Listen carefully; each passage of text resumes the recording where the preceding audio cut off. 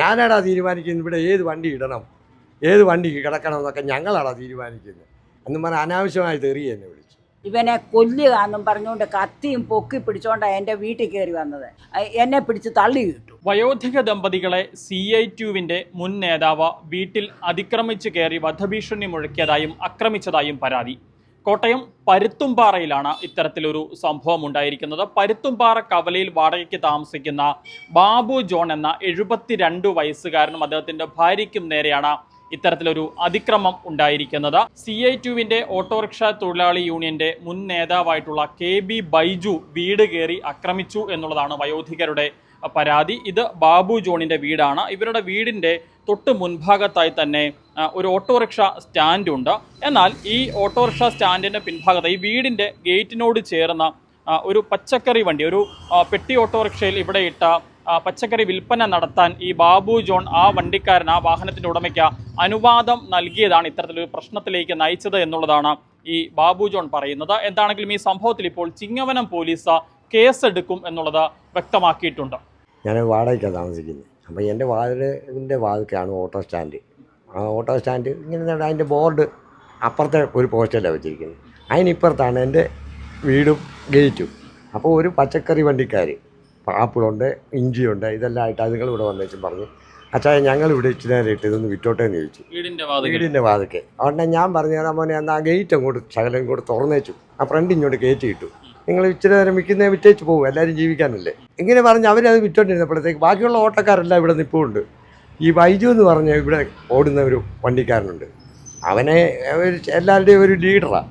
അവനിങ്ങോട്ട് ഓടി വന്നേച്ചു എന്നോട് പറഞ്ഞു, ഇവിടുന്ന് വണ്ടി ഇടുന്ന താനല്ലേ ഉള്ളൂ, തന്നെ കൊണ്ട് ആര് പറഞ്ഞോളൂ അത് വണ്ടി ഇവിടെ ആരെ ഇടിച്ചെന്നൊക്കെ ചോദിച്ചു. ഞാൻ പറഞ്ഞാൽ എല്ലാവരും ജീവിക്കാൻ വേണ്ടിയിട്ടില്ലേ, എൻ്റെ വീടിൻ്റെ വാതിൽക്ക് ഗേറ്റിനകത്ത് കയറ്റിയല്ലേ അവരിട്ടിരിക്കുന്നത്, നിങ്ങൾക്ക് അവിടെ ഇത്രയും സൗകര്യം വേറെ ഉണ്ടല്ലോ, നിങ്ങളും എൻ്റെ വീടിൻ്റെ വാതിൽക്ക് ഗേറ്റിനകത്തിട്ടല്ലേ ചിലപ്പം വണ്ടി തിരിച്ചോണ്ട് പോകുന്നത്. ഞാനൊന്നും മിണ്ടുന്നില്ലല്ലോ, ഞാനൊന്നും പറയുന്നുമില്ലല്ലോ. അപ്പോൾ അവൻ എന്നോട് പറഞ്ഞു ഇവിടുന്ന് മാറ്റണമെന്ന് പറഞ്ഞു. ഞാൻ ആ പിള്ളേരോടനെ പറഞ്ഞു, ചേട്ടാ ഇവിടെ കച്ചവടമില്ല ഞങ്ങൾ പോവുക എന്നും പറഞ്ഞ് ആ കൊച്ചുങ്ങളങ്ങ് പോയി. അപ്പം ഞാൻ ചോദിച്ചേട്ടാ എൻ്റെ വീടിൻ്റെ വാതിക്കലല്ലേ, വേറെ എങ്ങും അല്ലല്ലോ. ആ ചോദിച്ചത് അയാൾ ഇഷ്ടപ്പെട്ടില്ല. അവനാണ് തീരുമാനിക്കുന്നത് വണ്ടി ഇടുവോ, വണ്ടി ഇവിടെ ഇടണോ വേണ്ടിയോ എന്നൊക്കെ ഞങ്ങളാണ് തീരുമാനിക്കുന്നതെന്ന് പറഞ്ഞു, എന്നോട് പറഞ്ഞു. അപ്പം ഞാൻ പറഞ്ഞാൽ നിങ്ങൾ അവരവും പോയല്ലോ, പിന്നെ ഞാനിഞ്ഞ് അകത്തോട്ട് കയറി പോകുന്നു. അത് 2 ആഴ്ച മുമ്പാണ്.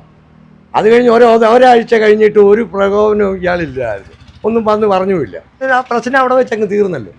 അത് കഴിച്ച് ഞാൻ ഇവിടെ എൻ്റെ വീടിൻ്റെ ഗേറ്റിൻ്റെ വാതിൽക്ക് ഒരു സ്റ്റൂൾ ഇരിപ്പുണ്ട്. എനിക്ക് കാല് മേലാത്ത കാരണം, കാലിന് സുഖമില്ലാത്ത കാരണം ഞാൻ ആ സ്റ്റൂളിലായിരിക്കുന്നത്. ഈ കഴിഞ്ഞ തിങ്കളാഴ്ച 6:45 ഈ സ്റ്റൂളിൽ ഇങ്ങനെ ഇരിക്കുക. അന്നേരത്തേക്ക് ഇവനൊന്നും ഒരു ഇതുമില്ലാതെ ആഞ്ഞിങ്ങോട്ട് വന്ന് എൻ്റെ ഷർട്ടിൻ്റെ കോളറെല്ലാം പിടിച്ച് വലിച്ച് കീറിയേച്ച് എന്നെ വലിച്ചു പോക്കി നിലത്തോട്ട് വീട്. ഉടനെ ഇവൻ ഈ സ്റ്റൂൾ എടുത്ത് എന്നെ ഇട്ട് അടിക്കാൻ കഴിയും. അപ്പം ഞാൻ ഈ 2 കൈ കൊണ്ടും ഈ സ്റ്റൂൾ അങ്ങ് തടഞ്ഞു. അന്നേരം പറ്റിയതാണ് ഈ മുറിവ് ഓരത്തിൽ. അന്നേരത്തേക്ക് ആൾക്കാരെല്ലാവരും ഓടി വന്ന് അവനെയും പിടിച്ച് എന്നെയും പിടിച്ച് അങ്ങോട്ടും ഇങ്ങോട്ടും മാറ്റി. ഞങ്ങൾ പറയുന്നത് എന്താണ്?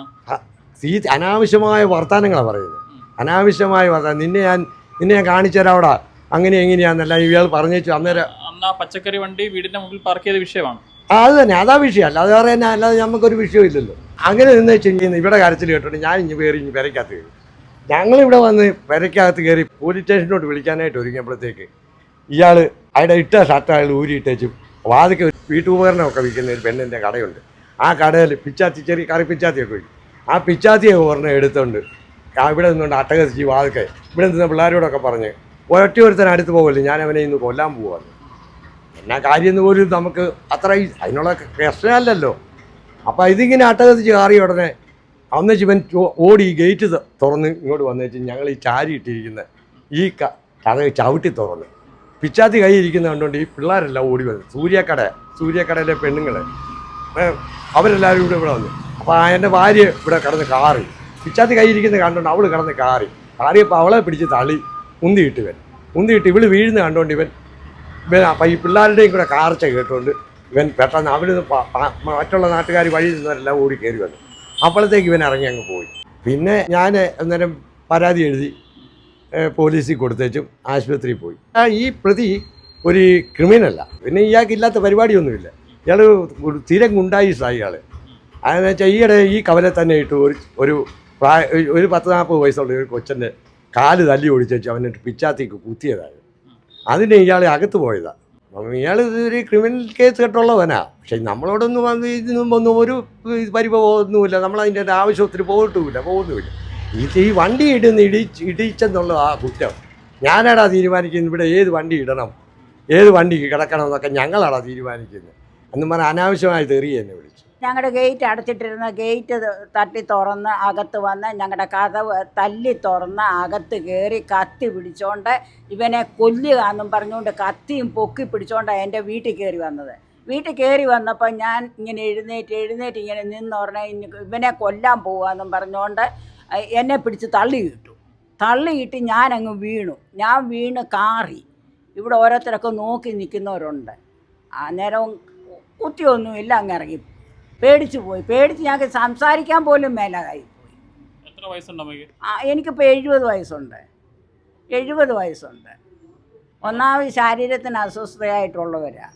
അതേസമയം ഓട്ടോറിക്ഷ സ്റ്റാൻഡിൽ നിരന്തരമായി മറ്റു വാഹനങ്ങൾ പാർക്ക് ചെയ്യാൻ ബാബു ജോൺ അവസരം ഒരുക്കിക്കൊടുത്തതാണ് ഇത്തരത്തിലൊരു തർക്കത്തിന് കാരണമായത് എന്നാണ് മറ്റ് ഓട്ടോറിക്ഷ ഡ്രൈവർമാർ പറയുന്നത്.